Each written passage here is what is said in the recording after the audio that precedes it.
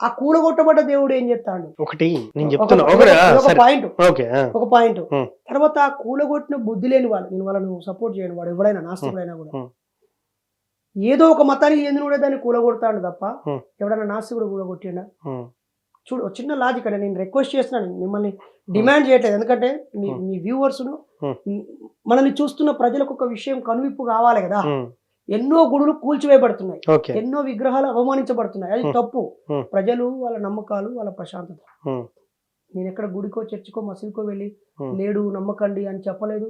ఎవరి ఇంట్లోకి వెళ్లి మీరు బంద్ చేయండి అని చెప్పలేదు. హ్మ్. ఎవరి వ్యక్తిగత జీవితంలోకి నేను దూరలేదు. హ్మ్. ఒక పబ్లిక్ మీటింగ్‌లో సందర్భం వచ్చింది, మాట్లాడాల్సి వచ్చింది. హ్మ్. అది మీరు మరి మిస్‌ఫైర్ అయింది. అది మిస్‌ఫైర్ అయింది. హ్మ్. దానికి నేను శిక్ష అనుభవించాను. జైలుకి పోయొచ్చాను. సారీ హ్మ్. చెప్పాను. అయినా సాటిస్ఫై కాక దాని మీద దాడి చేశారు. హ్మ్. మళ్ళీ నేను వాళ్ళ మీద కేస్ పెట్టాను. ఆ హ్మ్. తర్వాత ఫైట్ చేసి నేను హ్మ్. విజయం సాధించాను. హ్మ్. ఆ తర్వాత ఒకవేళ ఇప్పటికి కూడా నన్ను ఎవడన్నా హ్మ్. తప్పుపడతారే